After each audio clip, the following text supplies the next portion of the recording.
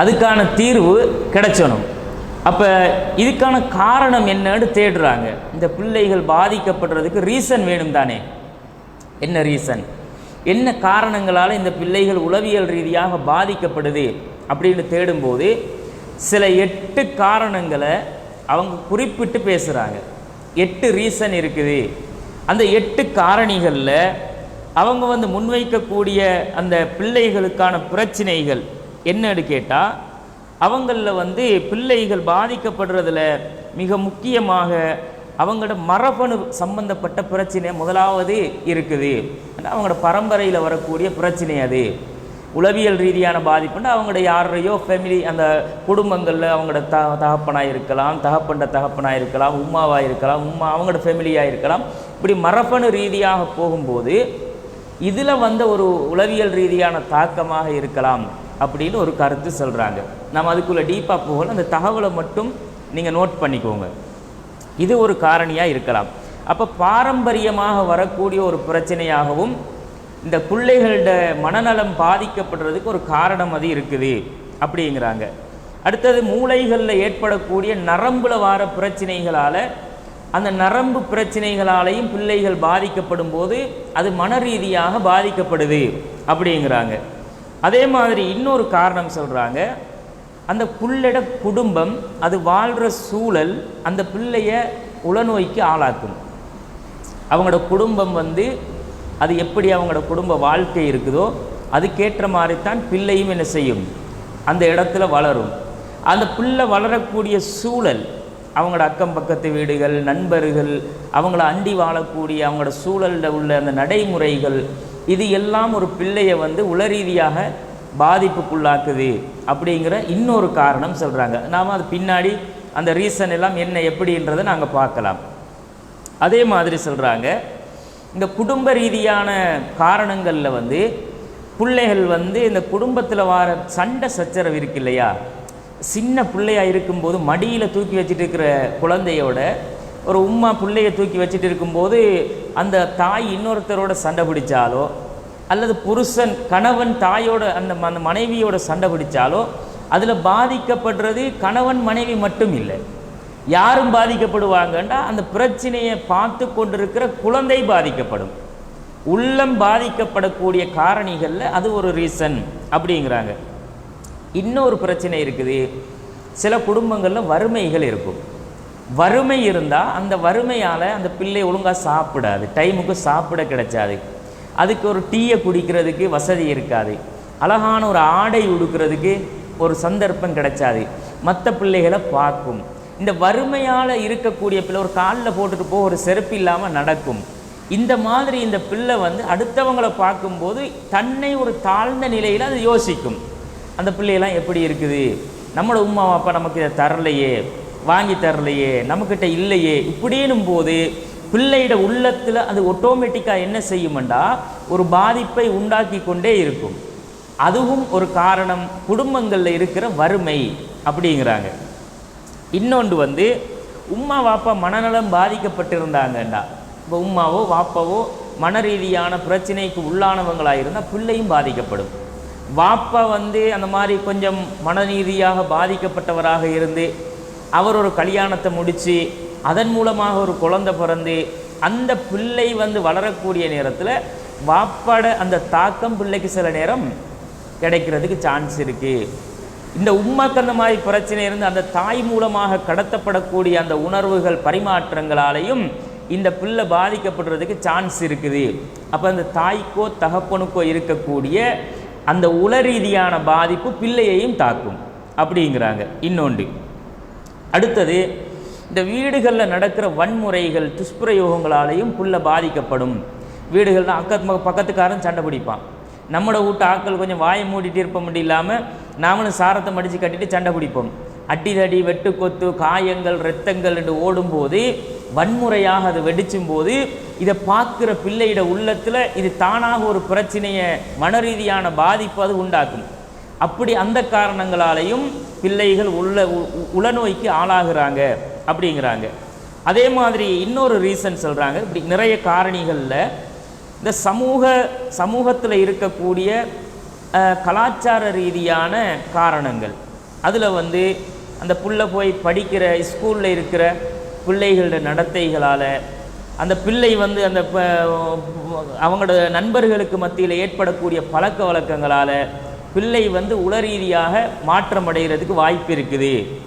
அதில் வந்து சண்டை பிடிக்கிறது, பிள்ளைகள் ஒரு பிள்ளையை ஒதுக்குறது, அவங்க வந்து ஒரு குரூப்பாக சேர்ந்துக்கிட்டு இன்னொரு குரூப்பாக பிரிஞ்சு கொள்வது, இதெல்லாம் சாதாரணமாக நடக்கிறது தானே.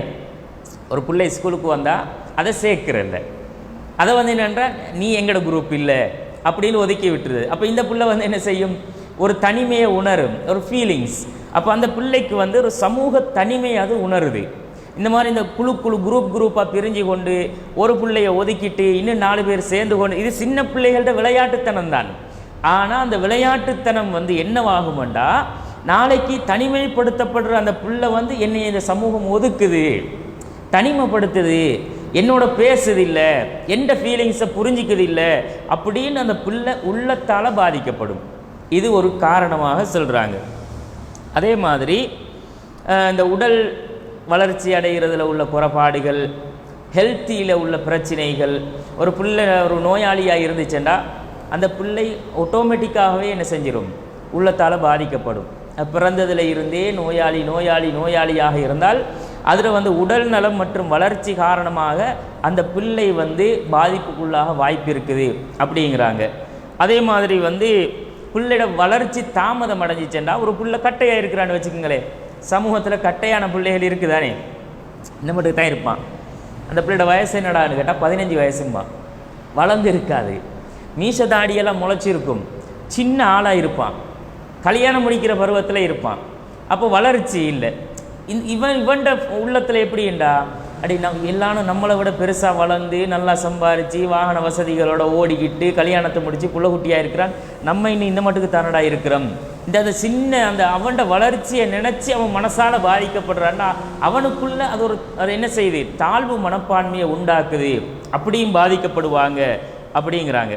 அதே மாதிரி மீடியாக்களுடைய தாக்கம், தொழில்நுட்பங்கள் மீடியாக்களுடைய தாக்கங்களாலேயும் பிள்ளைகள் உளரீதியாக பாதிக்கப்படுறாங்க அப்படிங்கிறாங்க.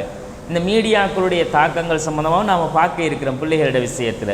அது எப்படியெல்லாம் தாக்கம் செலுத்துது, அந்த பிள்ளைகள் எப்படி அதனால் வந்து பாதிப்புக்குள்ளாகிறாங்க அப்படின்றதில் முக்கியமாக இந்த மொபைல் ஃபோன்களால் பிள்ளைகள் மத்தியில் ஏற்படக்கூடிய உளரீதியான பாதிப்புகள் அதுகளை நாங்கள் பார்ப்போம் இன்ஷா அல்லாஹ். இப்படி நிறைய தகவல்களை வந்து அவங்க நமக்கு பட்டியலிட்டு தாராங்க. குழந்தைகளினுடைய உள்ளம் பாதிக்கப்படுவதற்கான காரணிகள் அப்படின்னு. இப்போ இந்த குழந்தைகள் இவ்வளோ காரணம் இருந்தாலும் நாம் புறக்கி எடுத்து சிலதை வந்து என்ன செய்ய போகிறோம், பார்க்க இருக்கிறோம். முக்கியமாக இந்த பிள்ளைகள் வந்து இந்த அரசாங்கத்தால் சுகாதார அந்த அமைச்சால் வந்து வெளியிடப்பட்ட காரணங்களில் மிக முக்கியமாக என்னென்ன காரணங்களால் இந்த பிள்ளைகள் மனநலம் பாதிக்கப்படுறாங்க என்றால், பெற்றோர்களுடைய கவனக்குறைவால் பாதிக்கப்படுறாங்க அப்படின்னு ஒரு ரீசன் சொல்கிறாங்க. பிள்ளைகளை உம்மா அப்பா கவனிக்கிறது குறைவு, பெற்று போட்டால் கடமை முடிஞ்சுன்னு நினச்சிறது இல்லை. பிள்ளைகளை பெற்றா அந்த பிள்ளைகளை நாம் ஆளாக்குற பொறுப்பு நமக்கு இருக்குது. அப்படி அந்த பிள்ளைகள் மீது பெற்றோர்கள் கவனம் செலுத்துகிற விஷயத்தில் அவங்க கவனக்குறைவாக இருக்கிறாங்க. அப்படிங்கிறதுனால பிள்ளைகள் வந்து பாதிக்கப்படுறதுக்கு வாய்ப்பு இருக்குது என்றாங்க. அடுத்தது வந்து ஒரு புள்ள தாய்கிட்ட எதிர்பார்க்குற ஒரு அன்பு இருக்குது. என் உம்மா எனக்கு அன்பு காட்டணும். இப்போ பிள்ளைகளோட இயல்பு என்ன தெரியுமா, ஒரு பிள்ளைய தன்னை தாய் வந்து தன்னை விட்டுட்டு இன்னொரு பிள்ளையை தூக்கினா அழும். பிள்ளை அப்படித்தானே, சின்ன பிள்ளை வந்து பார்க்கும், என்ன உம்மா நம்மளை தூக்காமல் வேறொரு பிள்ளையை தூக்குறா அப்படின்னு பார்த்துட்டு, ஏண்டா தண்டை இடம் பறி போகிறத அது விரும்பாது. உம்மா அந்த பிள்ளைக்குரிய இடத்தை இன்னொரு ஆளுக்கு கொடுக்குறாங்கன்றது அந்த பிள்ளை ஏற்றுக்கொள்வது இல்லை.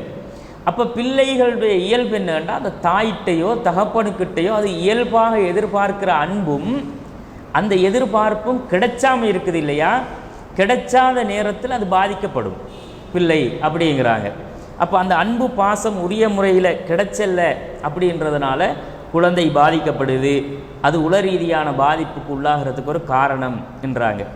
அதே மாதிரி வந்து முறையாக அந்த பிள்ளை அரவணைக்கப்படாத நேரங்களில் ஒரு பிள்ளை வந்து ஏதோ ஒரு காரணத்தால் பாதிக்கப்படுதுன்னு வைங்களேன், ஒரு நோயால் பாதிக்கப்படுது. பாதிக்கப்பட்ட அந்த பிள்ளையை என்ன செய்யணும், அதுக்குரிய வைத்தியத்தை பார்த்து அதுக்குரிய ட்ரீட்மெண்ட் செஞ்சு பிள்ளையை அது குணமாகிற வரைக்கும் கவனிக்கணும். அதை விட்டுட்டோம்னா என்ன நடக்கும்? அந்த கவனிக்கிற அரவணைப்பு இல்லாமல் நம்ம என்னமோ ஆக்கிரம் காய்ச்சிரம் தின்ன கொடுக்குறோம் கொட்டுறோம் உடுகுடவை போட்டு விடுறோம் பிள்ளை தெரியட்டும், அந்த பிள்ளை வந்து நோஞ்சானாக இருக்கும், நோயாளியாக இருக்கும். அந்த பிள்ளையோட தேவை என்னன்றதை நாங்கள் நினச்சி அந்த பிள்ளையை அரவணைச்சி அதுக்கு என்ன தேவைன்றதை உணர்ந்து செய்யாட்டி அரவணைப்பு இல்லாமல் போகும்போதெல்லாம் பிள்ளை என்ன செய்யும்? அது தானாகவே ஒரு பாதிப்பை உணரும் என்றாங்க. அப்போ அரவணைப்புன்றது பிள்ளைகளுக்கு கட்டாயம். அதை வந்து ஒரு காரணியாகவும் சொல்கிறாங்க. இன்னொன்று வந்து பிள்ளைகளோட உணர்வுகளுக்கு மதிப்பு கொடுக்கணும். எங்களோட உணர்வுக்கு நாங்கள் பேசக்குள்ள நம்ம இன்னொருத்தர் காது கொடுக்காட்டி எங்களுக்கு எப்படி இருக்கும்? இப்போ நாம் பேசிகிட்டு இருக்கிறோம், அவர்கிட்ட ஒரு விஷயத்தை சொல்கிறோம், படா அப்படின்ட்டு நாம் இன்னொரு பக்கம் போனோம்னா எங்களோட மனசே பாதிக்கப்படுது தானே. பெரியவங்களோட மனசே எப்படின்னா நாம் இவ்வளோ சொல்லிட்டு இருக்கிறோம், நம்மளுக்கு பாடுற அவர் மதிப்பு கொடுக்குறான் நான் பேச்சுக்கு அப்படின்னு இதுவன்ட்டு போய் நான் பேசினேனே என்ற மாதிரி எங்களோட மனசு பாதிக்கப்படும் போது ஒரு சின்ன குழந்தை வந்து நம்ம பேசுகிறத உம்மா கேட்கணும், வாப்பா கேட்கணும், நம்ம பேச்சுக்கு அது காது கொடுக்கணும் என்று அந்த பிள்ளைகள் என்ன செய்யும்னா உணர்வுகளுக்கு அவங்க மதிப்பு கொடுக்கணும்னு எதிர்பார்க்கும். விளையாடும், ஓடும், பாயும், அந்த பிள்ளையோட எல்லா நடவடிக்கையையும் காட்டும். அந்த பிள்ளையோட உணர்வு அது வெளிப்படுத்தும். இந்த உணர்வுகளை நாங்கள் மதிக்கணும்னு அந்த பிள்ளை எதிர்பார்க்கும் போது அதுக்கு முட்டுக்கட்டையாக நாம் இருந்தோம்னா அப்போவும் பாதிக்கப்படும் பிள்ளை. அதுவும் ஒரு காரணம். இன்னொன்று, நமக்கிட்ட ஒரு பிள்ளை இருந்தால் அந்த ஒரு பிள்ளைக்கு மட்டுமே அன்பை காட்டலாம். ஒரு 4-5 பிள்ளையை பெற்று போட்டோம்னா மூத்த பிள்ளையை விட்டுருவாங்க. அவன் 10 வயசில் இருப்பான், மற்ற 2வது பிள்ளை ஒரு 7 வயசில் இருக்கும், 3வது பிள்ளை ஒரு 5 வயசில் இருக்கும், கடைசியாக பிறந்த பிள்ளை ஒரு 1.5 வயசு 2 வயசு பிள்ளையாக இருக்கும்னு வைங்களேன். இந்த 2 வயசு பிள்ளையை தூக்கி அரவணைச்சி கொண்டு 2வது 3வது பிள்ளையை விட்டுட்டாங்கன்னா அவங்க எப்படி ஃபீல் பண்ணுவாங்க? பாரபட்சம் காட்டுதாங்க. பாடுறா நம்மளோட உண்மை நம்மளை நம்மக்கிட்ட காட்டின இறக்கமெல்லாம் விட்டுட்டு இப்போ இந்த தம்பிக்கு காட்டுதாங்க இறக்கம், தங்கச்சை மட்டும் தூக்கி தூக்கி வச்சுக்குதாங்க, நம்மளை வந்து என்ன செய்கிறல்ல, பார்க்குறல்ல, நம்மளோட இறக்கம் காட்டுறல்ல. இப்படி ஒரு பாரபட்சத்தை நாம் காட்டுற மாதிரி அவங்க ஃபீலிங் பண்ணினா அது பாதிப்பை உண்டாக்கும். பாதிப்புண்டா சாதாரண பாதிப்பு இல்லை, அந்த தண்ட சகோதரன் தண்ட கூட பிறந்த உணர்வு இல்லாமல் போய் சாவடிச்சு போட்டுரும். நிறைய சம்பவங்களும் நடந்திருக்குது. அந்த பாதிப்பை அந்த அளவுக்கு அது உள்ளத்தில் ஒரு பாதிப்பை வந்து நஞ்சு மாதிரி விதைச்சும் அந்த பாரபட்சம்ன்றது. அதையும் ஒரு காரணமாக சொல்கிறாங்க. இப்போ இந்த காரணங்களால் தான் இஸ்லாம் அதிகமாக இந்த பிள்ளைகளிட உளவியல் ரீதியான விஷயத்தில் கவனம் செலுத்துங்கன்றது. கவனம் செலுத்துங்க, இந்த பிள்ளைகளோட விஷயத்தில் நீங்கள் வந்து உள்ளம் பாதிக்கப்படாத வகையில் நீங்கள் நடந்து கொள்ளுங்கன்னு அந்த பிள்ளைகள் விஷயத்தில் இந்த உளவியல் சம்பந்தமான அதிகமான கருத்துக்களை பேசின ஒரு மார்க்கம் கொள்கை இஸ்லாம் தான். அதை நாங்கள் விளங்கி கொள்ளணும். இந்த குழந்தை உளவியல் குறித்து அல்லாஹும் ரசூலும் சொல்கிற விஷயங்களை நாங்கள் வந்து புரிஞ்சு கொள்ளாட்டி, பிள்ளைகள் சம்பந்தமாக அல்லாஹ் ரசூல் சொல்கிற அந்த அடிப்படைகளை நாம் விளங்கி கொள்ளாட்டி அது பிள்ளைகளுடைய வாழ்க்கையை நிச்சயம் பாதிக்கும். பாதிக்கிறதுல எந்த மாற்று கருத்தும் இல்லை. நாம் இன்றைக்கு சமுதாயத்தில் வந்து பிள்ளைகளை பெற்று போட்டு வளர்த்து ஆளாக்கி விட்டுறோம்னு நினச்சிரோம். ஆனால் 100க்கு 90-95% பிள்ளைகள் உள்ளத்தால் பாதிக்கப்பட்டவங்களாகத்தான் சமூகத்தில் நடமாடுவாங்க. ஒரு சிலர் காற்று அன்பு, பரிவு, பாசம், பாரபட்சம் இல்லாத தன்மை, அரவணைப்பு, அந்த பிள்ளைகளுடைய உணர்வுகளுக்கு மதிப்பு கொடுக்கறதை எல்லாம் பெற்றுக்கொள்ளுதண்டா அந்த பிள்ளை சமூகத்துக்கு ஒரு எடுத்துக்காட்டாக இருக்கும். அப்போ இந்த சின்ன பிள்ளைகளோட விஷயத்தில், இந்த குழந்தைகளுடைய உளவியல் விஷயத்தில் அல்லாஹ் ரசூல் காட்டின வழிமுறை எப்போ புறக்கணிக்கப்படுமோ அன்றைக்கு அந்த பிள்ளைகள் நிச்சயமாக தாய் தகப்பனுக்கு கட்டுப்படாத பிள்ளையா, பேச்சு கேட்காத பிள்ளையா, உருப்படாத பிள்ளையா, அந்த பிள்ளையே தாந்தோன்றித்தனமாக வழிதவறி போயிடும். அதில் நாங்கள் மிக முக்கியமாக இருக்கிறோம். உலகத்தில் 19வது நூற்றாண்டில் இருந்து தான் இந்த உளவியல் ரீதியான விஷயங்கள் அதிகமாக பேசப்பட ஆரம்பிச்சிச்சு.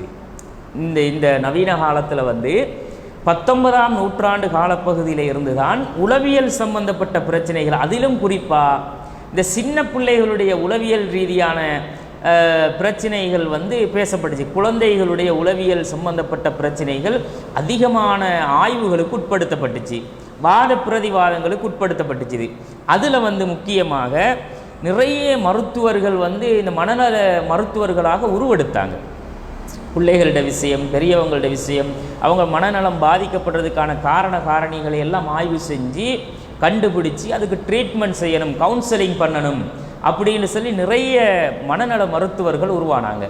இதுக்கு அடிப்படையாக பேஸ்மெண்ட்டாக இருந்தவர் யார்? உளவியல் துறையிலேயே மெயினாக உலகம் வந்து பேசக்கூடிய ஒரு ஆய்வாளர் தான் யார்? சிக்மண்ட் ஃப்ரைடுன்றவர்.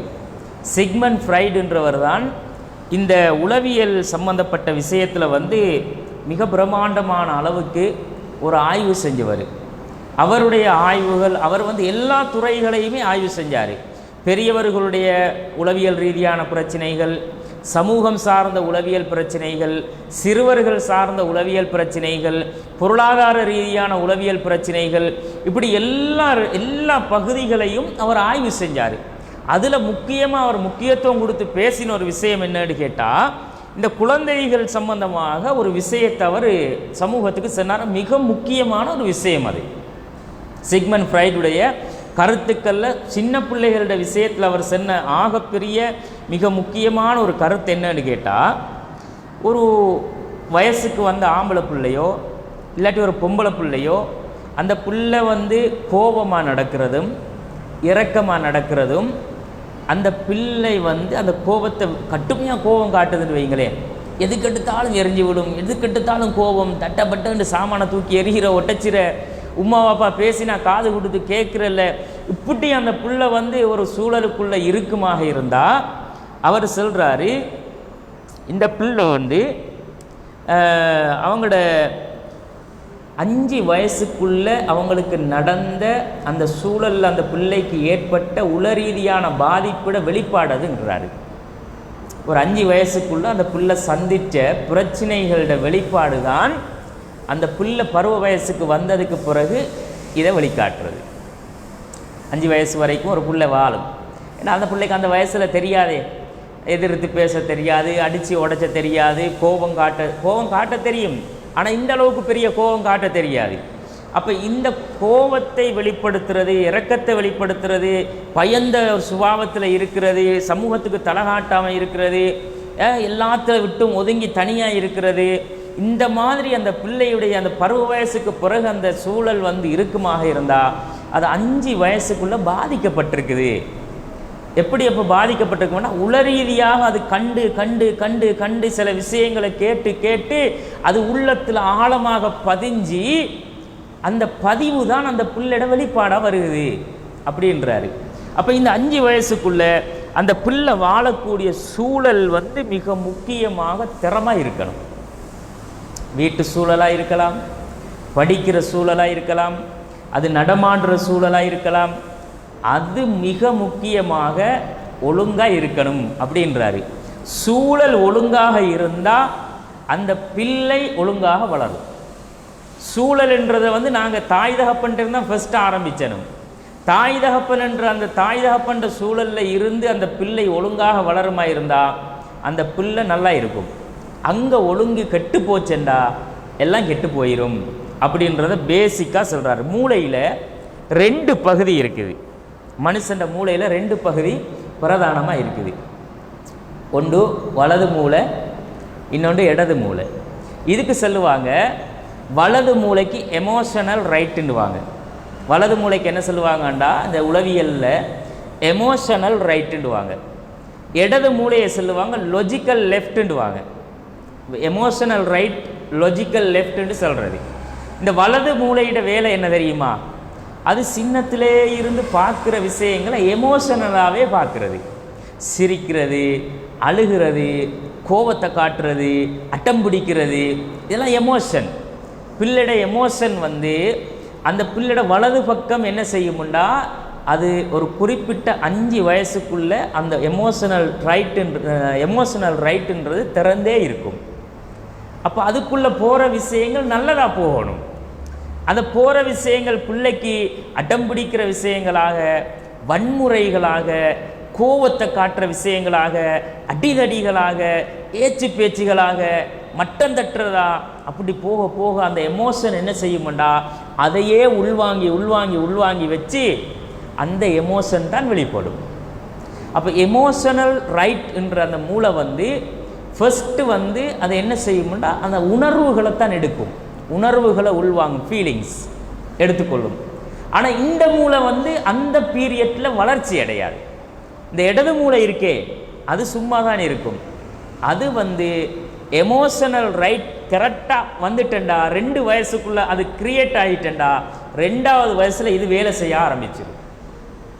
லாஜிக்கல் லெஃப்ட் இந்த பக்கம் இது கல்குலேட் பண்ணுறது, இதை செய்வோமா செய்யப்படாதா, இதை செஞ்சால் நல்லமா இல்லாட்டி சரியில்லையா, இதை கொடுக்கணுமா கொடுக்கப்படாதா, இந்த கல்குலேட்டிங் பண்ணி பிரித்து பகுப்பாய்வு செஞ்சு இந்த உம்மா அப்பாவோட எப்படி நடக்கணும், கூட்டாளிகளோட எப்படி நடக்கணும், இவனோட அவனோட எப்படி நாம் நடந்துக்கணும், எப்படி காசு சம்பாதிக்கணும், எப்படி செலவழிக்கணும், இதையெல்லாம் எது திங்க் பண்ணும்? இடது மூளை. இது வந்து 2 வயசுக்கு பிறகுதான் ஓப்பன் ஆகும். அது வரைக்குமே எது வந்து திறந்திருக்குமெண்டா வலது மூளை தான் திறந்திருக்கும். இப்போ நாங்கள் கொடுக்குற எங்களுடைய எமோஷன்ஸ் எல்லாமே வலது மூளைக்கு தான் கொடுத்து கொண்டு இருக்கிறோம். இது இந்த 5 வயசுக்குள்ளே கிரியேட் ஆகி அந்த 5 வயசு வரைக்கும் உள்ளே போகிற விஷயங்கள் எல்லாம் அங்கே பதிவாகி ரெக்கார்டாகி அந்த மூளையே கூடுதலாக இயங்க ஆரம்பிச்சுச்சண்டா இந்த லெஃப்ட் மூளை ஒரு நாளும் வேலை செய்யாது, இடது மூளைக்கு வேலை இல்லை. அந்த பிள்ளைக்கு தான் அதுக்குரிய தகவல் போகலையே. ஒரு பிள்ளை அதில் 2வது வயசில் என்ன செய்யும்டா, அது ஓடி ஆடி பேசி பழகிற ஒரு பருவம் தானே. அப்போ அது வந்து வாப்பாவை வந்து எப்போவும் ஒரு ஹீரோவாக பார்க்க ஆரம்பிச்சோம். எல்லாத்துக்கும் வாப்பா அபு டெடா அப்படின்னு வாப்பா ஒரு ஹீரோவாக பார்க்க ஆரம்பிச்சோம்.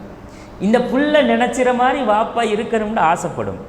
அதோட உணர்வு, அதோட ஃபீலிங்ஸ். அப்போ அந்த புள்ள வந்து அதுக்கு ஏற்ற மாதிரியான ஃபீலிங்ஸை வெளிக்காட்டும் போது அந்த பிள்ளையோட ஃபீலிங்ஸை நாங்கள் என்ன செய்யணுமெண்டா அக்செப்ட் பண்ணணும். அக்செப்ட் பண்ணாமல் தட்ட போனோம்டா அவங்க தான் பாதிப்பு ஆரம்பிக்கும். இதுதான் பேசிக். அப்போ பிள்ளைகள் வந்து எப்போவுமே அந்த 2வது வயசுக்குள்ளே வரும்போது நாங்கள் அந்த பிள்ளைக்கு இந்த லெஃப்ட் லாஜிக்கல் இருக்குதானே, லாஜிக்கல் லெஃப்ட் இந்த இடது மூளை வேலை செய்கிறதுக்கு அந்த 2 வயசுக்கு உள்ள ஒரு பிள்ளைக்கு நாங்கள் 500 சொற்களை உள்ளே பூத்தி இருக்கணுமா ஒரு பிள்ளைக்கு. இது பிள்ளைக்கு நாம் சொல்லிக் கொடுக்கணும். அதுக்கு சொல்ல தெரியாது, உண்மையிலே பேச தெரியாது. 2 வயசில் பேசுமா பிள்ளை தரமா தெரியாது, ஆனால் சொல்லிக் கொடுக்கணும். இது ஃபோன், இது ஃபோன், இது மைக், இது ஃபேன், இது பில்டிங், இது கார், இது பஸ், இது கிணறு, இது தண்ணி. அதுக்கு தேவையான சொற்களை நாங்கள் உள்ளே கொடுத்து நாங்கள் சாதாரணமாக பேசுகிறது. ஒரு நாயை கண்டா இது டோக் மகன், அது புள்ள மெமரியில் வச்சுக்கும். ஒரு பூனை போனால் இது கெட் மகன், அது புள்ள அது மெமரியில் ஒட்டோவாக சேவ் ஆகும். புள்ள திடீர்னு அதை காணும்போது டோகுண்டும், இது கெட்டுண்டும், ஃபேன் உண்டும். ஏன் நாங்கள் அதுக்கு கிளாஸ் வச்சு டீச்சிங் பண்ணல, சொற்களை போட்டு இருக்கிறோம். அது புள்ள உம்மா அப்படின்றதா, உம்மாடி யார் சொல்லி கொடுத்தாங்க? கேட்டு அதுவாக கேட்டதை வந்து காது உள்வாங்கி கொள்கிற விஷயங்களை மூளை ப்ராசஸ் பண்ணும். மூளை ப்ராசஸ் பண்ணி பண்ணி பண்ணி அதை என்ன செய்யும்டா ஒரு டைம் அவுட்புட் பண்ணும். அதான் புள்ளையோட வேலை. அப்போ அந்த பிள்ளைக்கு நாங்கள் சின்ன வயசில் அந்த மூளை வேலை செய்யக்கூடிய நேரத்தில் ஃபஸ்ட்டு இதை எழுது மகன், அதை எழுது மகன், இதை செய்யுங்க, இது ரெண்டும் செய்யப்படாது. பேனை குட்டுக்கவே படாது பிள்ளைக்கு. நாம் கையை பிடிச்சி எழுதுங்க 2 வயசுலேயே என் பிள்ளை ஏபிசிடி எழுதும், அது செய்யவே படாது. பிள்ளைக்கு ஒரு நாளும் டீச்சிங் செய்யக்கூடாது, ட்ரைனிங். பிள்ளை ட்ரெயின் பண்ணப்படணும் 2 வயசில். இந்த 2 வயசுக்குள்ள அந்த பிள்ளை ட்ரைனிங் தானே தவிர டீச்சிங் ஒரு நாளும் கொடுக்கப்படாது. எங்களோட பிள்ளைகள் வந்து பேப்பர்களை இழுத்து போட்டு கிழிச்சும், இல்லாட்டி பென்சில்களை பேனைகளை கொண்டே போட்டு கீறும் இல்லையா, சோத்தில் கீறும், கலரை கீறும், சோக்கை கீறும், பிளாட்டினம் கலரை எடுத்துகிட்டு கொண்டே கீறும். கீறினா உம்மா உனக்கு இதே தான் வேலை கொண்டா அப்படி தட்டி அதை பறித்து கொண்டு வந்து வச்சிரு. பேப்பரை கொப்பி ஒன்றை எடுத்து அதை கிழிச்சிடாத கொண்டா அப்படின்னு பறித்து கொண்டாந்து வச்சிரு. அந்த புல்லை வந்து அதை எடுக்கிறதுக்கு ரீசன் இருக்கு. அதை எடுத்தா அதில் அந்த புல்லை அதில் ஒரு விஷயத்தை படிச்சும். அதான் அந்த புல்லோட ட்ரைனிங். ஒரு பேனையை கொண்டே சுகத்தில் கீறுதா உற்றணும். பிள்ளைய கீறு மகன், நீ கீறு. Wow, very good. பிள்ளைக்கு இப்போ நம்ம செஞ்சது குட், நல்லா இருக்குது, எங்கள்ட உமா அப்பா சப்போர்ட் அப்படின்னு அதுக்குள்ள அந்த புல்லை வளர்ச்சி அடைய ஆரம்பிச்சோம். இப்படித்தான் கீரும் புல்லை, இப்படி இப்படி இப்படி இப்படி கீரும். ஃபர்ஸ்ட்டுக்கு ஸ்கூல் போன உடனே முதலாம் ஆண்டில் நர்சரியில் ஆனா ஆவண்ணா அயன்ன ஏபிசிடி எழுதி கொடுக்குறதா? கோடு தான். இப்படி கோடு, இப்படி கோடு, சரிச்சி கோடு, இந்த இப்படி எல்லாம் கோடு தான், லைனிங். புல்லை வந்து முதலாவது பழகிறது அதோட சுய சிந்தனையிலே அதை செய்யும். செய்ய ஆரம்பிச்சும் போது பிள்ளைட சுதந்திரத்தில் அதை விட்டுட்டு நாங்கள் பாராட்டணும். பாராட்டத்தில் தான் அந்த புல்லை தன்னையை இன்னும் இன்னும் இம்ப்ரூவ் பண்ண ஆரம்பிச்சோம். பிளாட்டினம் கலரை வந்து புல்லை தேடும், கலர் தேடும். பிள்ளைக்கு சின்ன அந்த 2 வயசுக்குள்ள நீங்கள் கலர்ஸை வந்து காட்டி கொடுக்கணும். அறிவியல் என்ன சொல்லுது தெரியுமா? இந்த உளவியல் பிள்ளைட இந்த மூளை வளர்ச்சி அடையணும்டா முதலாவது அந்த பிள்ளைக்கு கலர்கள் காட்டப்படணும். இது ப்ளூ, இது கிரீன், இது எல்லோ, இது வயலட், இது பிங்க், இது வந்து அப்படி நாம் எல்லாத்தையும் காட்டி கொடுக்கணும். அதுவாக பிள்ளை என்ன செய்யும்? அதை உள்வாங்கி கொள்ளும். உள்வாங்கிக்கிட்டு அந்த பிள்ளை ஒரு பிளாட்டினம் கலராக சுவத்தை கீறுதா, கோடு கீறட்டும், எத்தனை தாள வேணும்னாலும் கிழிச்சட்டும், கீறி கீறி கீறி கீறி கிழிச்சு கிழிச்சு போடட்டும். கிழிச்சு போட்டா ஊட்ட நாசப்படுத்திட்டான். இந்த பிள்ளையால் எனக்கு கிடக்கிற கரைச்சல் வாப்பா, இதை பெத்து போட்டுட்டு நான் படுற பாடு அப்படின்னு உம்மா வாப்பா ஃபீலிங்ஸ் பண்ணுறேன். இது சரியான விஷம். இந்த புல்லை அது விஷமாக இருக்குதுன்றதுனால அது விஷம் இல்லை, அதிர வயசுக்குள்ள அதில் ஃபீலிங்ஸையும் டேலண்டையும் வெளியே காட்டுது. அதான் அந்த பிள்ளைக்கு காட்ட இயலும். விஷமுண்டா விஷம் வாப்பா, இந்த புல்லை இருக்க மாட்டா ஒரு இடத்துல அப்படின்னு அந்த பிள்ளைய பிடிச்சி அட்டக்குற, இழுத்து கொண்ட இரி ஈனன்ற, எட்டுக்காத, அதை எழுதாத. வீட்டில் வந்து கொஞ்சம் வறுமையாக இருந்தா, கஷ்டமாக இருந்தா, இப்போ அந்த புல்லை அந்த பிளாட்டினம் கலரை கொண்டு எழுதினா இந்த உம்மாவோ வாப்பாவோ, ஓ உங்களுக்கு இப்போ பிளாட்டினம் கலர் தானே மகன் தேவை, ஊட்ட தின்ன குடிச்சவை வழியில் உங்களுக்கு பிளாட்டினம் கலர் அப்படின்னு பறிச்சு கொண்டு அது தங்கச்சிக்கு, இந்த டாத்தாக்கு நானும் ஸ்கூல் போகிறதுக்கு வாங்கி வச்சிருக்குது, நீங்கள் கீரினா இன்னொன்று வாங்கிடுமா அப்படின்னு கொண்டே வச்சிருது. இந்த புல்லோட மூளை மூடிப்பட்டுரும். இந்த புல் திறக்க வேண்டிய மூளை என்ன செஞ்சிருமெண்டா ஒட்டோவா க்ளோஸ் ஆகிரும். அப்போ அந்த பிள்ளைக்கு வந்து அதுக்குள்ளேயே ஒரு மனநிலைமை எப்படி உருவாகும்டா, நம்மளோட உம்மா அப்பா விரும்பலை இதை, நம்மளோட உம்மா அப்பா வந்து இதை வந்து என்ன செய்கிறாங்க, விரும்ப மாட்டாங்க அப்படின்னு அதுவாக அதுக்குள்ளே இருக்கிற டேலண்ட் எல்லாம் மூடி மூடி இல்லாமல் போயிடும். வெளிப்படுற டேலண்ட்டை நாங்கள் விட்டுறணும். சில புல்லை நல்லா சுட்டியாக விளையாடும், ஓட்டி ஓட்டி பாஞ்சு ஏறி குதித்து விளையாடும். அந்த பிள்ளைய வந்து விளையாடுற நேரம் அது எங்களை கூப்பிடும், உம்மாவை வாப்பாவை கூப்பிடும், கூப்பிட்டு கொண்டு விளையாடும். விளையாடுற நேரம் அந்த பிள்ளை வந்து அது அந்த விளையாட்டை நாம் ரசிக்கணும்னு எதிர்பார்க்குது. என் உம்மா என் வாப்பா இதை ரசிக்கணும், கைதட்டணும், என் வாப்பா உம்மாவும் எனக்கு ஒரு என்ன செய்யணும், ஒரு சப்போர்ட் பண்ணணும் என்று நினச்சோம். ஓடி அந்த புல்லை போய் விழுவுற நேரம் சில உம்மாமார் இந்த பாப்பா இந்த புல்லை விழுந்துட்டேன்னு ஓட்டி போய் பிடிச்சி தூக்கி தடவி அப்படின்றக்குள்ள அந்த புல்லை என்ன செய்யும்னா ஒரு ஆக்டிவிட்டீஸை, ஓ நமக்கு பெரிய ஒரு ஆபத்து வந்துட்டு போல, உம்மாவே வந்து நம்மளை தூக்கிட்டாங்களே அப்படின்னு மனசுக்குள்ளே அதை என்ன செஞ்சிடும், ஒரு ஃபீலிங்ஸை கொண்டு வந்துடும். புழுமா புழும், புல்ல இடர்பட்டு புழும், ஏறும்போது வலிக்கு புழும், ஓடிட்டு போகும்போது புழும். புழுந்தா ஓ அது ஒன்றும் இல்லைம்மா, எலும்புங்க எலும்புங்க எலும்புங்க எலும்பிடுங்க. அந்த பிள்ளையா எலும்பும், எலும்ப உடனும். அதான் உளவியல்.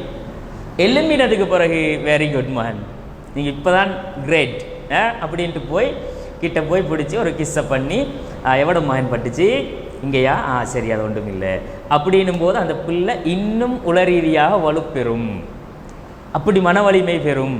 ஏண்டா நமக்கு ஒன்றும் இல்லை, சும்மா அப்படி சறுக்கி விழுந்துட்டோம், நமக்கு பெரிய ஆபத்து எல்லாம் இல்லை, இருந்தால் தான் நம்மளோட உம்மா வாப்பா இருக்காங்களே பாதுகாப்புக்கு என்று அந்த ஃபீலிங்ஸ் அந்த பிள்ளை உள்வாங்குது தானே.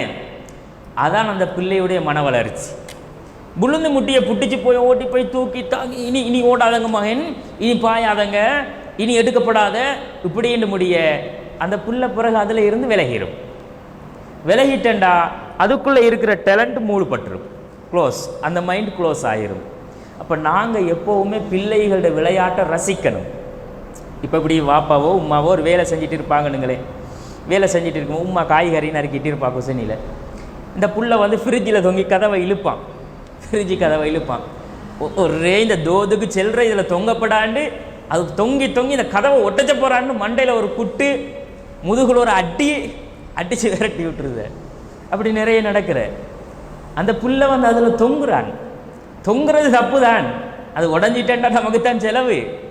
அவன் தொங்கி எதையோ ஒன்ற செல்ல வாரான், அதை இழுத்து திறக்கும் போது நம்ம அந்த புள்ளிட்ட செல்லணும், மகன் இதில் தொங்கப்படா வாப்பா, இது நம்மட ஃப்ரிட்ஜ் இல்லையா, உடஞ்சா மரம் அவங்களுக்கு தொங்க இயலுமா, அதில் இதுக்குள்ள நம்மளோட சாமானெல்லாம் போட்டு வச்சுருக்கோம் தானே, சாப்பாடு எல்லாம் வச்சுருக்கோம், ஆப்பிள் இருக்குது, ஒரேஞ்சு இருக்குது, கறியெல்லாம் வச்சுருக்கோம், அது வந்து கெட்டு போய்த்திருந்தானே மகன், மூடி வச்சணும் வாப்பா. இது செல்ற மெத்தட். தோதுக்கு செல்ற விளங்குறல்ல அப்படின்னு அடிச்சு முடிய அவன் நினைப்பான், ஓ நீங்கள் இருந்தால் தான் திறக்க விட மாட்டாங்க அப்படின்ட்டு உம்மா வாப்பா இல்லை அந்த நேரம் போய் இழுத்து திறந்து ஒரு மணித்தியாலத்துக்கு திறந்து விட்டு போயிடுவான். நமக்கு தானே ரெஸ்ட் ஆகும். அப்போ இந்த மாதிரி பிள்ளைகளுடைய அந்த சுட்டித்தனங்களை வந்து நாங்கள் ஒரு நாளும் முட்டுக்கட்ட போடப்படா. பிள்ளைக்கு அதில் தப்பை உணர்த்திட்டு அதை விட்டுட்டு நீங்கள் இதை விளையாடுங்க மகன் அப்படின்னு இன்னொன்று பக்கம் டைவெர்ட் பண்ணி விட்டுறணும். எது வந்து பிள்ளைக்கு பாதிப்பு உண்டாக்குமோ அதில் இருந்து இன்னொரு பக்கம் டைவெர்ட் பண்ணி அந்த பிள்ளையை வந்து என்ன செய்யணும்டா, மைண்டை வந்து ஒரு நாளும் க்ளோஸ் பண்ணிடப்படாது, அதே ஆக்டிவிட்டியில் இன்னொரு காரியத்தை செய்ய வச்சிடணும். இப்படி பிள்ளைகளோட விஷயத்தில் நாங்கள் கம்ப்யூட்டரை வச்சுக்கொண்டு ஒருத்தர் வாப்பா என்ன செய்வார், எல்லா கணக்கு வழக்கும் பார்த்துட்டு இருப்பாருன்னு வைங்களேன், வர்ற பிஸ்னஸ்ஸு கொடுக்கல் வாங்கல் எல்லாம் பார்த்துட்டு இவர் சுற்றி ஓடும்போது தட்டுப்பட்டு லெஃப்ட் வந்து கீழே விழுந்துட்டுன்னு வைங்க, இல்லாட்டி கொஞ்சம் அடிபட்டுட்டுன்னு வைங்க, ஓடினா வாப்பா புட்டிச்சு ஒரே மண்டையில் போடு, முசீபத்து பிடிச்சவன், இவ்வளோ கஷ்டப்பட்டு இவ்வளோ வேலையை செஞ்சுட்டு இருக்கேன் அதுக்குள்ளார வந்து விஷத்தை காட்டுறான் அப்படின்னு ஒரு குட்டை போட்டு முடிய அப்படியே தலையை பிடிச்சிட்டு போய்த்துருவான். அவனோட ஆக்டிவிட்டீஸ் அவன் ஏன் அவடத்தில் காட்டுறான், நம்மளோட வாப்பா நம்மளை ரசிக்கணும், நம்ம ஓடுறது, நம்ம பாயிறது, நம்ம பிடிச்சிறது, இதை வந்து எங்களோட வாப்பா ரசிச்சணும்டா, வாப்பாவுக்கு தெரியும் நம்மளோட புள்ள இதைத்தான் எதிர்பார்க்குறானா, மகன் ஈனவா அபு வேலை செஞ்சுட்டு இருக்கிறேன் வாப்பா, இந்த வேலையை அபு செஞ்சு முடிச்சுட்டு உங்களோட வந்து விளையாடுறேன், நீங்கள் கொஞ்சம் தூரமாகி விளையாடுங்க, இதை தட்டுப்பட்டால் உனக்கு உடஞ்சிரும் மகன் அப்படின்னு சொல்லி பிள்ளையை ஓரமாக்கிட்டு வேலையை செஞ்சு முடிச்சுட்டு அந்த பிள்ளையோட விளையாட்டை ரசிக்க போயிடணும். இதுதான் குழந்தைகளோட தாய் தகப்பன் நடக்க வேண்டிய முறை சின்னத்தில். அப்போ அந்த பிள்ளை வந்து கைதட்டலை எதிர்பார்க்கும், அதை பாராட்டுறதை எதிர்பார்க்கும், அந்த பிள்ளைக்குள்ளே அது இயற்கையாகவே இருக்கக்கூடிய உணர்வு அப்படிங்கிறத கவனத்தில் கொள்ளணும். இப்போ இந்த பிள்ளைகள் வந்து இந்த வயசில் இந்த மாதிரி செய்கிறத விட்டுட்டு உம்மாக்கு வேலை செய்கிறதுக்கு இந்த புள்ள ஒரே கரைச்சல் புட்டுக்கிற, வாப்பாவை வேலை செய்ய விட்ற இல்லை, வீட்டில் சரியான அலட்டி கேஸ் இந்த புள்ளண்டு, மகன் இதை கொண்டு வச்சுட்டு நீங்கள் கார்ட்டூன் பாருங்கள் வாப்பா, உம்மி வந்து வேலையை செஞ்சு முடிச்சுட்டு வாரேன், இதை கொடுத்தாச்சு. இதை கொடுத்து முடியவன் என்னத்தை பார்ப்பான், மொபைலை கொடுத்தா அது கார்ட்டூனை பார்ப்பான். அந்த கார்ட்டூனில் அந்த பிள்ளைக்கு விளங்குமா எதாச்சும், அது பேசுகிற மொழி விளங்குமா, அது ஏதோ ஒன்று ஓடுறது, பாயிறது, பறக்கிறது, புழுவுறது, சண்டை பிடிக்கிறது, இதானே அதுக்கு தெரியும். இப்போ இந்த பிள்ளைகள் கொஞ்சம் அந்த ஒரு கட்டத்துக்கு வந்ததுக்கு பிறகு அந்த பிள்ளை வந்து நிறைய கார்ட்டூன்ஸ் பார்க்க ஆரம்பிச்சிடும். ஸ்பைடர்மேன் பார்ப்பான், சூப்பர்மேனை பார்ப்பான், ஸ்கூபிடுவோ பார்ப்பான், பென்டென்னை பார்ப்பான், இப்படி எக்கச்சக்கமான இதுகளை கொண்டாந்துட்டாங்க. இதெல்லாம் பார்த்துட்டு அந்த இந்த புள்ள நினச்சும் எனக்கும் இந்த மாதிரி பென்டென் மாதிரி ஒச்சோண்டு கிடச்சா நானும் பறப்பேன் தானே, வாப்பாட்ட உம்மாட்ட போய் அட்டம் பிடிக்கிறேன், எனக்கு பென்டென் வச்சு வாங்கித்தா. இப்போ அந்த புள்ளோட மூளையில் என்ன பதிஞ்சிருக்கு, இந்த ஒச்சை கட்டிட்டு இப்படி தட்டினா நம்மளுக்கும் ஒரு வண்டி வாகனம் வரும், நம்மளும் புஷ்ஷுன்னு பறப்போம், நம்மளும் ஹீரோவாகிடுவோம் அப்படின்னு அந்த புள்ள வந்து நினச்சிது. அது நடக்குமா? நடக்காது. சூப்பர்மேன் பறந்து வருவாராம், பறந்து வந்து ஒரு ஆபத்து வார நேரத்தில் ஆக்களை காப்பாற்றுவார். அந்த ட்ரெஸ்ஸை போட்டால் இவரும் சூப்பர்மேனாக மாறிடுவாருன்னு மைண்ட் ஃபிக்ஸ் பண்ணுது, மூளை ஃபிக்ஸ் பண்ணுது. அது சாத்தியமா? அவன் சும்மா படத்துக்கு கிரியேட் பண்ணி எடிட் பண்ணி காட்டுறான். ஆனால் பிள்ளையோட மனசில் அது உண்மை மாதிரி பதியுது. உண்மையாகவே அது அந்த உலகத்தை கற்பனை பண்ணுது. ஜுராசிக் வேர்ல்டுன்னு சொல்லி படங்களை உண்டாக்கி இருக்கிறான். மிருகம் பேசும். ஏவாப்பா நம்மட நாய் டோக் பேசுது இல்லை, ஏன் நம்மட கெட் பேசுது இல்லை? அதில் எலி பேசுகிற, பூனை பேசுகிற, எல்லா மிருகமும் பேசுகிற, சிங்கம்புலி பேசுகிற. இங்கே இந்த புள்ள பார்க்குறது பேசுது இல்லை. ஏவாப்பா அது பேசுது இல்லை, ஏ உம்மி இது பேசுகிற இல்லை. இப்போ சொல்லுங்களேன் பதில். யார் பழக்கி விட்ட பிள்ளைய? உமாவும் பாப்பாவும் ஃபோனை கொடுத்து தானே அந்த அந்த மூளையில் என்ன ஃபிக்ஸ் பண்ணப்பட்டுச்சு? இது மிருகம் பேசும், அப்படி பறந்து வரையிலும், புஷ்ஷுன்னு போகையிலும், ஹல்க் மாறி மாறையிலும், புட்டியான உணர்வுகளை பிள்ளைக்குள்ளே உண்டாக்கினா ஒரு கற்பனை உலகத்தில் அந்த பிள்ளையுடைய மூளை வளர்ந்து வளர்ந்து வளர்ந்து அது கற்பனையாகவே அதில் வாழ்க்கை என்ன செஞ்சிடும், மாறிடும். அதில் உண்மையான ரியல் லைஃப்ன்ற மூளை மூடிடும். அப்போ இந்த அளவு பாதிப்புகளை இந்த தாக்கம் என்ன செய்யும்? இந்த மீடியாக்கள், மொபைல் ஃபோன்கள் உண்டாக்கும். அப்போ வாப்பா பறந்து நம்மளை காப்பாற்ற நம்மளை எதிர்பார்த்தா நடக்குமா? புள்ள போகுது, சூப்பர்மேன் புஷ்ஷுன்னு அப்படி தூக்கிட்டு போயிடுவார்.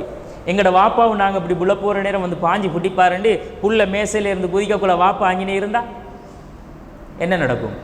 பில்டிங்கில் இருந்து நான் பாஞ்சா என் வாப்பா சூப்பர்மேன் மாதிரி பிடிச்சிருவாருன்னு நினச்சி புள்ள பில்டிங்கில் இருந்து பாஞ்சா என்ன நடக்கும்? இப்படி பல பாதிப்புகளை நாம் அந்த பிள்ளையோட எப்படி நடந்து கொள்கிறோம்ன்ற விதத்தை வச்சு தான் கிரியேட் ஆகுது. இதெல்லாம் நாங்கள் மனசில் ஆழமாக பதிச்சு கொள்ளணும்.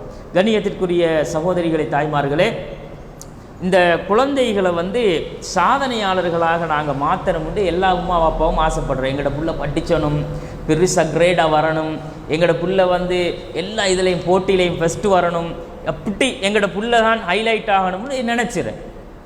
புள்ள ஹைலைட் ஆகணும்னா என்ன செய்யணும் தெரியுமா? அந்த உமா அப்பாவுக்கு தெரியுமா என்ன செய்யணும்னு? புள்ள ஹைலைட் ஆகணுமெண்டா, ஒரு சாதனையாளராக மாறணுமெண்டா உளவியலாளர்கள் அதுக்கு ஒரு கருத்து சொல்கிறாங்க. அதில் மிக முக்கியமாக அமெரிக்காவை சேர்ந்த ஒரு மனநல மருத்துவர் மெக்ரிலேண்ட் அப்படின்றவர் ஒரு கருத்து சொல்கிறாரு. இந்த பிள்ளைகளை சாதனையாளர்களாக மாற்றணும்னா என்ன வழி தெரியுமா அப்படின்ட்டு அவர் ஆய்வு செய்கிறாரு. ஆய்வு செஞ்சுட்டு பல வருஷத்துல ஆய்வில் முடிவு என்ன சொன்னாரண்டா, உம்மா வாப்பா ஒழுங்காக இருக்கணும்ன்றாரு. எத்தனையோ வருஷம் ஆய்வு செஞ்சுட்டு எப்படி இந்த பிள்ளைகளை சாதனையாளர்களாக மாற்றுறேன்டா, உம்மாவும் வாப்பாவும் ஒழுங்காக இருக்கணும். அவ்வளோ வருஷம் ஆய்வு செஞ்சத்துல முடிவு, ரிசல்ட்ஸ் அப்படின்றாரு. அப்போ இந்த உம்மாவும் வாப்பாவும் என்னத்தை பிள்ளைக்கு விதைச்சிறாங்களோ அது போடுற விதை தான் விருட்சமாக மாறப்போகுது. எந்த விதையை போடுறாங்களோ அந்த விதை விருட்சமாக, நல்லதோ கெட்டதோ, நல்லதை போட்டாங்கண்டா அந்த தாய் தகப்பன்ட்டு அந்த நல்லது இருக்கணும். அந்த பிள்ளை அப்போ அந்த போடப்படுற விதையால் தான் உருவாக்கப்படும். அப்போ இதை அவர் சொல்லிட்டு சொல்கிறாரு, ஒரு பிள்ளை 5 வயசுக்குள்ளே அதுவாகவே தானாகவே பாத்ரூம் போய் அதில் தேவைகளை முடிச்சுட்டு கம்ப்ளீட்டாக அதில் அந்த எல்லா கழிவுகளையும் கழித்து துப்புரவாகி திரும்ப தண்ட ட்ரெஸ்ஸை தானே எடுத்து போட்டு இப்படி முழுசாக ஒரு வேலையை அது செய்மாக இருந்தால் 20-25 வயசாகும்போது அது ஒரு சாதனையாளராக மாறும். இது எப்படி ஆய்வு? ஒரு புள்ள 5 வயசில் அதுவாகவே தானாகவே பாத்ரூம் போய் தானாகவே அதில் இயற்கை தேவைகளை முடித்து துப்புரவாகி க்ளீனாக அதுவாக அதில் ட்ரெஸ்ஸுகளை ஆடைகளை ஒழுங்குபடுத்தி கொண்டா உம்மாவை என்ன இப்போ நம்மளோட பிள்ளைய எப்படி தெரியுமா? சூ பிடிக்கினா உம்மி சூ. 5 வயசு புள்ள, 5 வயசு 4 வயசு புள்ள பாத்ரூம் போகணுமெண்டா உம்மி கக்கா புள்ள. அப்போ நாங்கள் என்ன செய்யலை? அந்த பிள்ளைக்கு சின்னத்தில் இந்த விஷயத்தை இன்னும் போடலைன்னு அர்த்தம். இனி எப்படி சாதனையாளராக மாற்றுறது? இவர் ஆய்வு என்ன சொல்லுதுண்டா, நீங்கள் 5 வயசுக்குள்ளே இந்த ஒழுக்கத்தை முதல் படித்து கொடுங்க. அதுவாக அதிட வேலையை தானாக செய்யுமாக இருந்தால் அது 20 அல்லது 25 வயசு அடையும் போது தானாகவே சாதனையாளராக மாறும். அப்போ ஒழுக்கங்கள் பழக்கப்படணும். நாம் பாத்ரூம் போகிற ஒழுக்கத்தை படிச்சிருக்கோமா? நம்மட ஆக்கள்கிட்ட சரி பாத்ரூம் போகிறேன்டா எப்படி பாத்ரூம் போகணும் சொல்லுங்களேன், கொஞ்சம் ஒழுக்கத்தை, இஸ்லாம் சொல்கிற ஒழுக்கத்தை சொல்லுங்கண்டா எத்தனை பேருக்கு தெரியும்? நீங்கள் பாத்ரூம் போகிற நேரம் வலது காலை வச்சு போவாங்களா இடது காலை வச்சு போவாங்களா? அப்படின்னா வலதா இடதா? இந்த மாமியார் வீட்டையா போகிறோம்? பாத்ரூமுக்கு போகிற நேரம் வலதை வச்சு போகிறதா இடதை வச்சு போகிறதா? இல்லை வெளியே வார நேரம் வலதை வச்சு வாரதா இடதை வச்சு வாரதா? இப்படி நம்மட ஆக்களுக்கே தெரியா. அப்படி ஒரு ஹதீஸ் இருக்குது, அது பலவீனமான செய்தி. அந்த மாதிரியான ஹதீஸ்கள் எதுவும் இல்லை. இடது காலை வச்சு போகிற வலது காலை வச்சு வெளியே வாரன்றது அது பலவீனமான செய்தி. இதே நமக்கு தெரியாட்டி நாம் எப்படி பிள்ளைக்கு சொல்லி கொடுக்குற ஒழுக்கம்? பாத்ரூம் போகிறேன்டா மகன் இப்படிமா போகணும், ட்ரெஸ்ஸில் ஒழுக்கு இப்படி இருக்கணும், கழுவி சுத்தப்படுத்துறது இப்படி கழுவி சுத்தப்படுத்தி கொள்ளணும், திரும்ப ஆடைகளை ஒழுங்குபடுத்தி கொள்ளணும், இந்த மாதிரி தான் வெளியே வரணும். இதை நாங்கள் சின்ன வயசில் போட்டு போட்டு போட்டு சொல்லி கொடுத்து அதையே தண்ட தேவையை செய்கிற மாதிரி பழக்கி உருவாக்கிட்டோம்னு வைங்களேன், அதுவாக முன்னேறும். அதை மட்டும் கிரியேட் பண்ணி பாருங்கள். மற்ற வேலைகளெல்லாம் நாங்கள் அந்த பிள்ளைக்கு செல்ல தேவையில்லை, அதுவாக செய்யும். ஏன்னா நாங்கள் போடுற விதை தான் முளைச்ச போகுது. அதை இவர் என்ன செய்கிறாரு, மிக்ரிலேண்ட் அப்படின்ற அந்த உளவியலாளர் சொல்கிறாரு. அப்போ இந்த மாதிரி ஒரு பகுதி இருக்குது. இன்ஷா அல்லாஹ் இதில் இன்னும் சப்செப்டருக்குள்ளே மேட்டருக்குள்ளே நிறைய விஷயங்கள் இருக்கிறதுனால உள்ளே வரலை. இதில் அடுத்த இன்னொரு பகுதி அந்த பிள்ளைகள் மனநலம் பாதிக்கப்படுறதுக்கு ஒரு காரணமாக இன்னும் நிறைய விஷயங்கள் இருக்கிறதுல பிள்ளைகளோட அந்த என்ன செய்கிறது, பிள்ளைகளை பெற்று போட்டுட்டு அவங்களோட விஷயத்தில் பிள்ளையோட தாய் தாப்பன் அக்கறை இல்லாமல் கரிசனை காட்டாமல் பிள்ளையை அரவணைக்காமல் இருக்கிறது ஒரு ரீசன்னு சொல்கிறாங்க. அதில் சம்பந்தமான விஷயங்களை நாம் நாளைக்கு தொடர்ந்து பார்ப்போம். இன்றைக்கு சொன்னது பேசிக் தான். இந்த காரணங்களால் இப்படி பிள்ளைகள் மாறுமாக இருந்தால் முதலாவது நாங்கள் அந்த பிள்ளைகளுடைய மூளை வளர்ச்சியில் பங்களிப்பு செலுத்தாட்டி வலது மூளைன்றது அதில் அந்த குறிப்பிட்ட பருவத்துக்கு வளர்ச்சி அடையாட்டி இடது மூளை எத்தனை வருஷமானாலும் வேலை செய்யாது. தோதும்பாங்க பிள்ளை, என்ன சொல்கிற தோது பிள்ளை இதும்பாங்க. ஏன்னா வளர்ச்சி அடைய வேண்டியது வளர்ச்சி அடையாது. எனவே அந்த விஷயத்தில் நாங்கள் கண்டிப்பாக பிள்ளைகள் விஷயத்தில் முக்கியமாக கவனம் செலுத்தணும். இன்ஷா அல்லாஹ் அடுத்த நாட்களில் வரக்கூடிய நாட்களில் மார்க்கத்தோடு இந்த பிள்ளைகள் விஷயத்தை எப்படி அதை அணுகணும், இஸ்லாம் என்ன வழிகாட்டுது அப்படிங்கிறது தொடர்ச்சியாக நாங்கள் பார்ப்போம். வாஹிரு தவானா அல்ஹம்துலில்லாஹி ரபில் ஆலமீன். அஸ்ஸலாமு அலைக்கும் வரஹ்மத்துல்லாஹி வபரகாத்துஹு.